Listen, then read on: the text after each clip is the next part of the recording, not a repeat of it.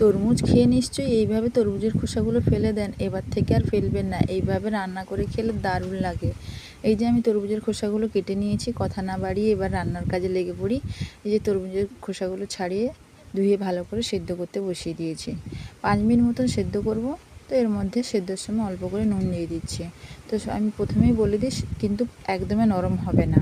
তো এখানে রান্নার জন্য আলু নিয়ে নিয়েছি, আর জিরে, আদা, টমেটো নিয়ে নিয়েছি মশলার জন্য, আর কয়েকটা ডালবড়ি নিয়েছি। তো তেল গরম করে ডালবড়িগুলো ভেজে নিচ্ছি। ওই তেলের মধ্যে আলুগুলো দিয়ে দিচ্ছি। আলুগুলো দিয়ে ভালো করে লাল লাল করে ভেজে নেব। আলু ভাজাতে অল্প করে নুন দিয়ে দিচ্ছি। তো নুনটা দেখে শুনেই দেবেন। আমি ওর মধ্যেও নুন দিয়েছি, আর সেদ্ধতে আলুতেও নুন দিয়ে দিলাম। তো আলু সেদ্ধ হোক আর ভাজা হোক, তার মধ্যে দেখে নিলাম এই যে সেদ্ধ হয়েছে কি না। সেদ্ধ হয়ে গেছে। আমি বলেছি যে গলে নরম হয়ে যাবে না, সেদ্ধ হয়ে যাবে। এরপরে আলু ভাজার মধ্যে অল্প করে হলুদ দিয়ে দিয়েছি। রান্নাটা কিন্তু দারুণ হয়েছিল খেতে, আমি বলেই দিচ্ছি আগে, কারণ আমরা যখন খেয়েছি তখন খুবই সুন্দর হয়েছিল। আলুগুলো ভাজা হয়ে গেছে। এরপরে আমি এর মধ্যে একটা শুকনো লঙ্কা, 2টো তেজপাতা আর 2টো এলাচ দিয়ে ভালো করে একটু নাড়াচাড়া করে নিলাম। এরপরে আমি টমেটোটা দিয়ে দিলাম। আমি যে কোনো নিরামিষ রান্না করলে প্রথমে আগে টমেটোটা দিয়ে দিই।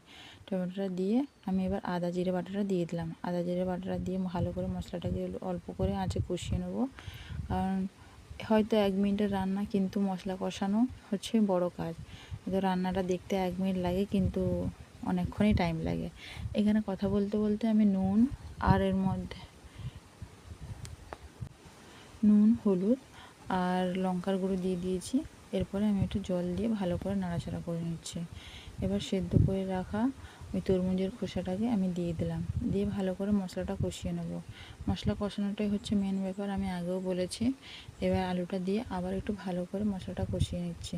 এবার ভাজা বড়িগুলো দিয়ে দিলাম। মশলাটা আমি 5 থেকে 7 মিনিট মতন মশলা কষিয়েছি।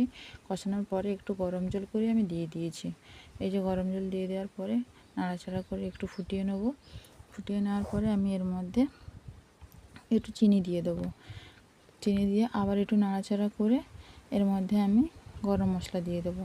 গরম মশলা দিয়ে নামিয়ে নিলেই রেডি হয়ে যাবে তরমুজের খোসা রেসিপি। দারুণ হয়েছিল।